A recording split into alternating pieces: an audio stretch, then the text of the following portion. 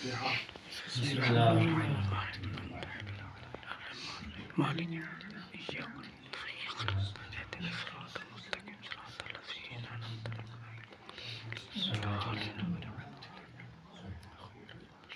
بسم الله الرحمن الرحيم.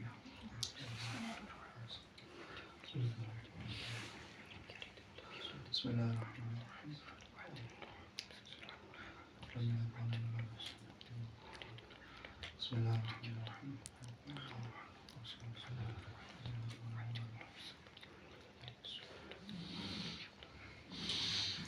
اور محمد وعلى محمد صلوات اللهم صل على محمد وعلى آل محمد.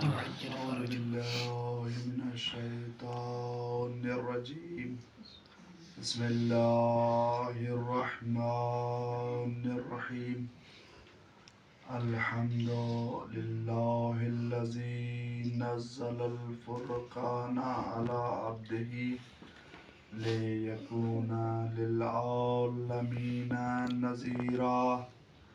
الصلاة والسلام على من جعله شاهدا ومبشرا ونذيرا وداعيا إلى الله بإذنه سراجا منيرا وآله الذين أذهب الله عنهم الرجس وطهرهم تطهيرا. اللهم صل على محمد وعلى آل محمد. ولعنة الله على أعدائهم أجمعين من يوم عداوتهم إلى يوم الحساب والجزاء. أما بعد، فقد قال سبحانه وتعالى في كتابه المجيد: بسم الله الرحمن الرحيم. كل نفس ذائقة الموت. رب اشرح لي صدري ويسر لي أمري واحلل عقدة من لساني يفقه قولي. صلوات. اللهم صل على محمد وعلى آل محمد. سب سے پہلے رب العزت کی بارگاہ میں دعا ہے کہ ہمارا اس فرش عذاب جمع ہونا اپنی بارگاہ میں قبول فرمائے. یہ مجلس جس مرحوم کے لیے اس مجلس کا انعقاد کیا گیا ہے، قرآن خوانی، ان تمام نیک اعمال کا ثواب ہدیہ کرتے ہیں. چاہتا معصومین علیہ الصلوۃ والسلام کی خدمت میں ان کا ثواب مرحوم کے ایصال ثواب فرمائے، مرحوم کے کبیرہ صغیرہ گناہ معاف فرمائے، ہمارے تمام مرحومین کی مغفرت فرمائے، ہمارے وقت کے امام کے ظہور میں جلدی فرمائے، ہمیں امام کے غلاموں میں شمار فرمائے. دعاؤں کی مقبولیت کے لیے ایک بلند در صلوات. اللهم صل على محمد وعلى آل محمد. کیونکہ ایک مرحوم کے ایصال ثواب کی مجلس ہے، چند آرائز، چند دقیقے آپ کی زحمت کو سماعت کو زحمت دوں گا. بسم اللہ.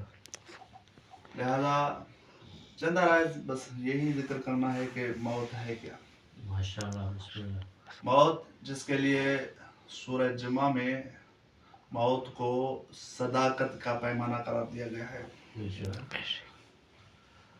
قل یا ایھا الذین ھادوا ان زعمتم انکم اولیاء للہ من دون الناس فتمنوا الموت ان کنتم صادقین. اے ہدایت کرنے والے، قل یا اے نبی کہہ دیجئے ان کو جو یہ زعم کرتے ہیں کہ وہ ہادی ہیں اور وہ خدا کے ولی ہیں، من دون الناس فتمنوا الموت ان کنتم صادقین، ان سے کہہ دیجئے کہ اگر وہ سچے ہیں تو موت کی تمنا کریں. یہ موت کی تمنا جو ہے، یعنی موت کی تمنا یا موت سے ڈرنا، یہ صداقت اور جھوٹے ہونے کی علامت ہے. یہی تاریخ میں ابتدائی تاریخ آدم سے لے کر خاتم تک، خاتم سے لے کر قیامت تک یہ پیمانہ ہے خداوند عالم کا کہ سچے اور جھوٹے کی پہچان، سچے اور کاذب کی پہچان یہ ہے کہ وہ موت کی تمنا کرتا ہے یا نہیں.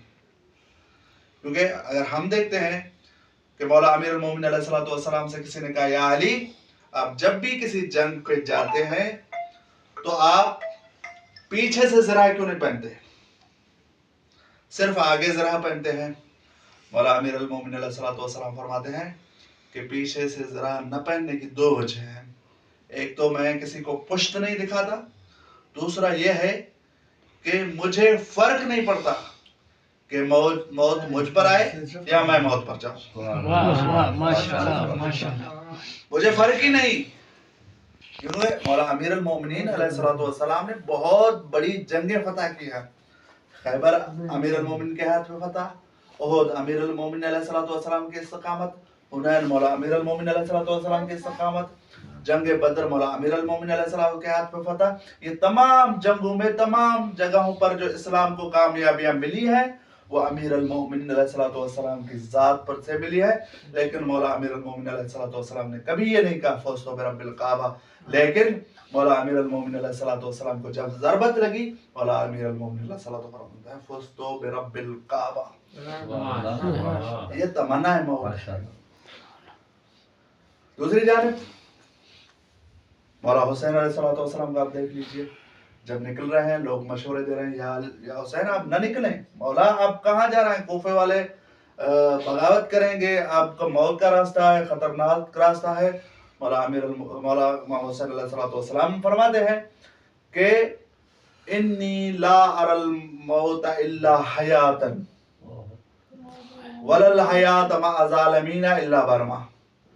میں اس راستے میں جو جا رہا ہوں، خدا کی راستے میں، خدا کے دین کے راستے میں، محمد مصطفیٰ کے راستے میں، میرے بابا علی کے راستے میں جو جا رہا ہوں، اسی راستے میں موت کو زندگی سمجھتا ہوں. لیکن آپ جو مشورہ دے رہے ہیں کہ میں یزید کے ساتھ صلح کروں، یزید کے والیوں کے ساتھ صلح کر کے زندہ رہوں، اس زندگی کو میں عیب سمجھتا ہوں.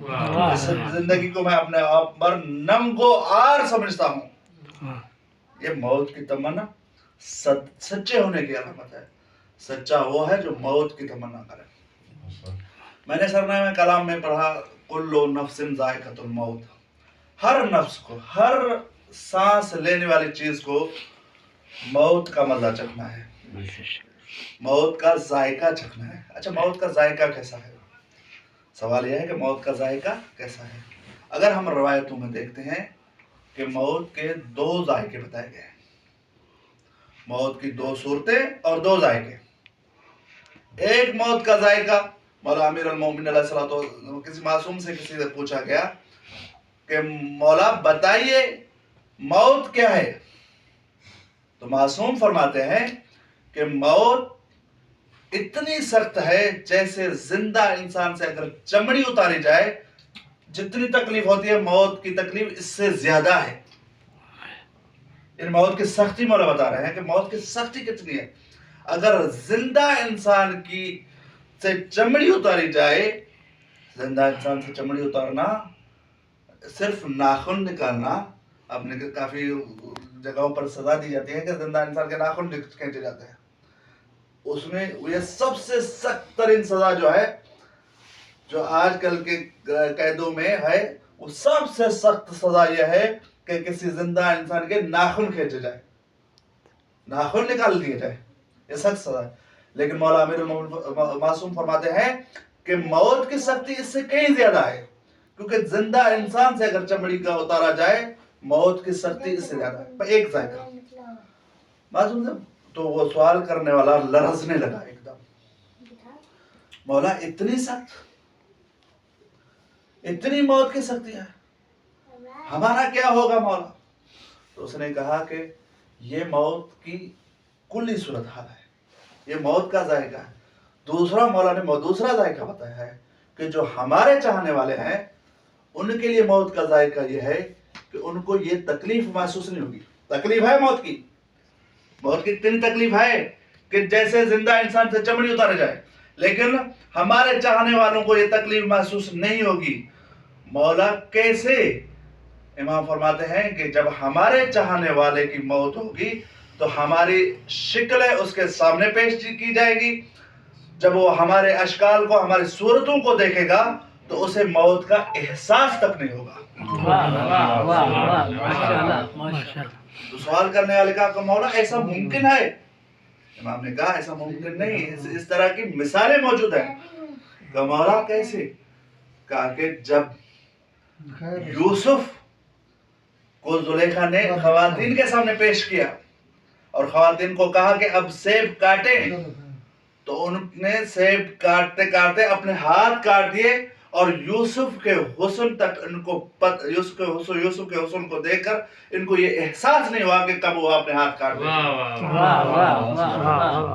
موت کی سختی اپنی جگہ پر ہے، لیکن موت کی سختی اگر دشمن اہل بیت ہے تو اس کے لیے ہے سختی، اگر محب اہل بیت ہے تو روایتوں میں مختلف روایتیں ایک روایتیں ہیں کہ معصوم کی صورت میں اماموں کے ائمہ کی صورتیں ان کے سامنے پیش کی جائے گی، یہ آپ کے ہادی کی صورت ہے، یہ آپ کے امام کی صورت ہے، تو موت کا احساس نہیں ہو۔ کسی بھی بعض روایت میں ہے کہ ایک جنت سے پھول لایا جائے گا، ان کو پھول کی خوشبو سنگائی جائے گی اور اس کا روح اسی پھول میں قید ہو جائے گا۔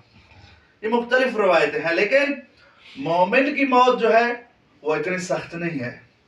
اور اسی طرح موت کی دو صورتیں ہیں، جب منافق کی یعنی یا کافر یا منافق کی موت ہوگی تو ملک الموت کی شکل اتنی ہیبت ناک ہوگی کہ وہ اس شکل سے اتنا ڈر جائے گا کہ اس پر لرزہ طاری ہو جائے گا۔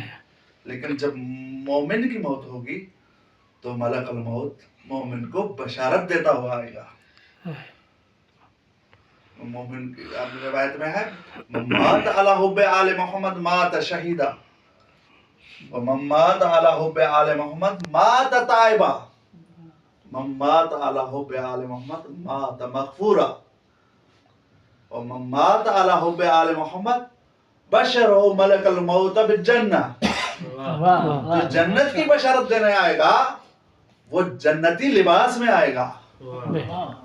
لہذا یہ موت کا جو رخ ہے مومن کے لیے، جبکہ منافق کے لیے موت کا یہ ہے کہ اس کی موت انتہائی دردناک موت ہوگی۔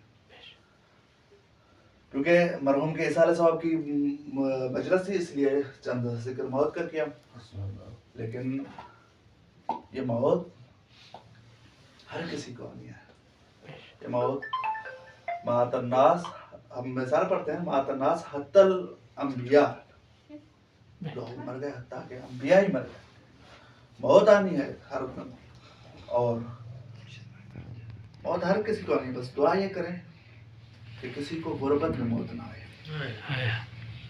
مرحوم کی بیٹی ادھر ہے، اس کو اس تکلیف کا احساس ہوگا کہ موت کتنی سخت ہے، کہ پردیس میں والد کی موت کی خبر سننا انتہائی مشکل ہے، لیکن ان کا دل مطمئن ہوگا کہ پیچھے ورثہ تھے، انہوں نے ان کو غسل کفن دیا، دفن کیا، تدفین ہوئی، تشییع جنازہ ہوا، بڑے احترام سے اٹھایا گیا۔ پردیس میں ہے لیکن اس کو یہ دل مطمئن ہے کہ اس کے والد صاحب کو بڑے احترام سے دفن کیا گیا۔ لیکن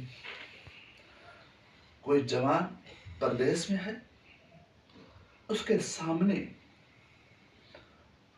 اس کے محبوبوں کے جنازے پڑے ہوئے، اس کے سامنے اس کے بابا کا جنازہ پڑا ہوا ہے، اس کے سامنے اس کے حسین بھائی کا جنازہ پڑا ہوا ہے، اس کے سامنے اس کے کزنوں کے جنازے پڑے ہوئے ہیں، لیکن مجبور اتنا ہے، غربت اتنی ہے کہ وہ دفن نہیں کر سکتا۔ ہاں زیادہ یہ کربلا کا منظر وہ منظر ہے جہاں غربت کی انتہا ہو جاتی ہے، جہاں پر ورثہ لاشوں سے ایسے گزر جاتے ہیں جیسے ان کا کوئی تعلق ہی نہیں، جہاں کڑی دھوپ میں جنازے پامال شدہ جنازے پڑے ہوئے ہیں۔ ہاں زیادہ بس مختصر چند آیات کہ غربت کیا ہوتی ہے۔ جب اسیرہ نے اہل حرم کا قافلہ سروں کے ساتھ کوفے میں پہنچا تو حبیب ابن مظاہر کا بیٹا اپنے چند دوستوں اور سپاہیوں کے ساتھ حملہ کر کے اپنے بابا کا سر ان سے لے لیتا ہے۔ سر لے کر یہ جملہ کہتا ہے کہ جس کا جوان بیٹا زندہ ہو اس کے باپ کے سر کو کوئی نیزے پہ اٹھا لیتا۔ آزادارو یہ جملے اس جوان نے سنے جو ہے تو جوان لیکن اپنی غربت کی وجہ سے کمر جھک چکی ہے، 22 سال کی عمر میں ضعیف دکھ رہا ہے۔ وہ ایک مرتبہ اپنے بابا کے کٹے ہوئے سر کی طرف مخاطب ہو کر کہتے ہیں، بابا میں بھی تو آپ کا بیٹا ہوں، میں بھی جوان ہوں، لیکن اتنا مجبور ہوں کہ آپ کے سر کو نیزے سے نہیں اٹھا سکتا۔ آزادار ہو یہ اتنے غریب ہیں کہ کوئی ان کے لاشیں کو دفن کرنے والا نہیں ہے۔ آزادار ہو جب یہ ظالم کربلا کی جنگ 10 محرم ختم ہوئی، جب 11 محرم شروع ہوا تو یہ ظالم سارے ظالم آ کے کہتے ہیں کہ جو اپنے اپنے لوگ ہیں ان کے لاشوں کو دفن کیا جائے۔ آزادارو جو اشقیاء کے لوگ تھے ان کی لاشیں دفن ہوئی، اگر نہ ہوئی دفن تو حسین اور ان کے اصحاب کی لاشیں دفن نہ ہوئی۔ اللہ لعنت اللہ علی القوم الظالمین سیعلم الذین ظلموا أي منقلب ينقلبون۔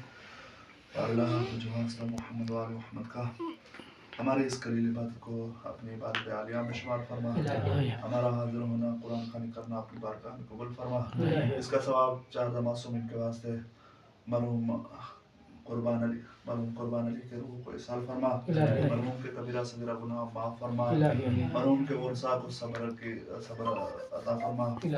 بہرحال ہمارے تمام مومنین کے صغیرہ کبیرہ گناہ معاف فرما، تمام مومنین کے مشاکل کو دور فرما، ہمارے وقت کے امام کے ظہور میں جلدی فرما، امام کے غلاموں میں شمار فرما۔ ربنا تقبل منا انک انت السمیع العلیم بحق محمد و آلہ الطاہرین۔